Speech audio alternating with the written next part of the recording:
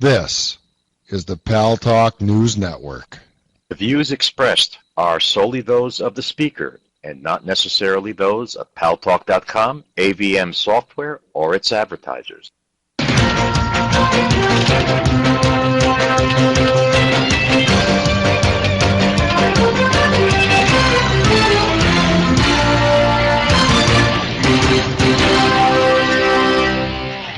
News Talk is online. News Talk Online, a production of Paltalk.com, the largest multimedia interactive program on the internet with more than 4 million unique users on demand on iTunes and on YouTube and on my blog, GaryBaumgarten.com, where you are encouraged to post your comments, whether you agree with yours truly or not. No retribution. And thanks to our good friends at CRN Digital Talk Radio. We're syndicated to an additional 12 million households.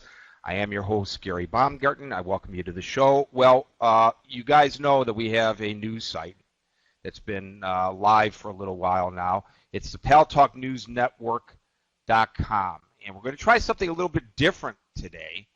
We're going to go through the latest stories on the Paltalk News Network site and talk about them. Because that's what it's there for, to stimulate debate on a lot of issues. Story number one, Boaz Franco, and please raise your hand. Jump in on any of these issues.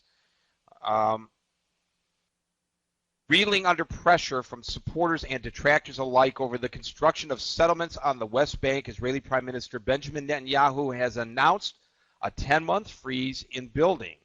He called it a very difficult step, but those attempting to get peace talks going uniformly condemn the building of settlements in the Palestinian territory.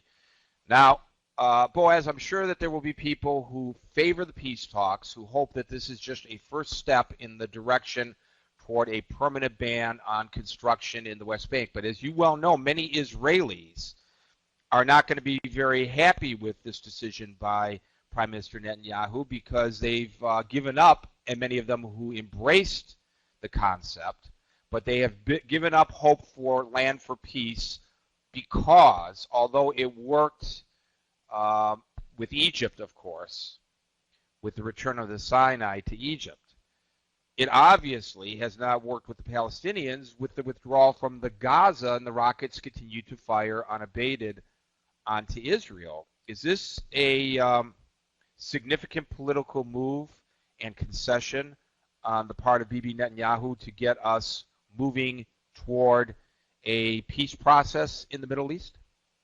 Well, Gary, this is this is not something that Netanyahu has done spontaneously. The freeze on the settlements, 10-month freeze on the settlements, I believe is a part of a bigger picture and a bigger plan that he has in mind, which correlates to both the head of the Palestinian Authority, Mahmoud Abbas, and it also actually has to do with the Hamas, believe it or not. I don't know if you've been following the latest developments of what has been happening with the prisoner soldier Gilad Shalit, who has been held by the Hamas for the last 3 years. And that there's the Israel and the Hamas have been in secret negotiations, which have led up to now to a near breakthrough and possibly a release of Gilad Shalit through a very large prisoner exchange that the Israeli government would let go of hundreds of Palestinian prisoners in exchange for Gilad Shalit. Now, what does this have to do with the settlement freeze? Well, I think what Netanyahu is doing, he's playing a chess game basically, and the settlement freeze for 10 months is not his last chess move.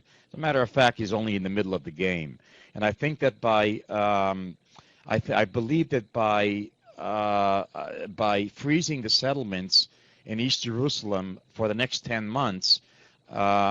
Gives him leeway to better negotiate with Hamas with regards to Gilad Shalit's welfare. As for now, this also connects with Mahmoud Abbas, head of the PLO, which, if you were following the events that were unfolding in the West Bank, Mahmoud Abbas wanted to resign. He basically, in so many words, said he gave up. He doesn't see any chance for peace with Israel, and the American government has been involved in trying to keep him in office. There's also been an issue with the call for new elections, which is problematic. The call for new elections in the West Bank, which is problematic in the Gaza Strip, because the Hamas there will not allow PLO elections in the Gaza Strip. So possibly Netanyahu is making this move in order to release a little pressure to give the Palestinians and the Hamas a little leeway to get back Gilad Shalit, and then continue on from there with other so-called chess moves. So no, obviously the many people in Israel are not happy with his move of freezing the settlements. There are many elements in Israel that believe that the building in East Jerusalem is perfectly legitimate, and that it shouldn't be, it shouldn't be part of a political arena to whether they can build there or not. But Netanyahu, being the king of the game, at least from his part, has to consider many different elements in the Middle East as to every political or otherwise move that he makes. So it's probably a good move temporarily, but depending on what develops afterwards, we'll see.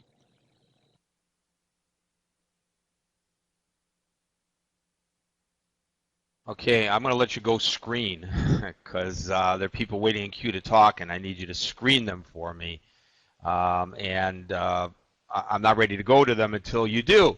So I'll let you go, but thanks for that analysis, Boaz. You know, I believe that there is some legitimacy to the concerns about the building of the settlements on the West Bank. If, in fact, there is to be some kind of a two-state solution, as everybody publicly says they want. Well, not everybody, not Hamas, and certainly not Ahmadinejad, who is pulling some strings over there. But anybody who is legitimately at the table claims that they still support a two-state solution. And this is something that every American administration has been pushing for since the late 60s, a two-state solution. Now, how do you do that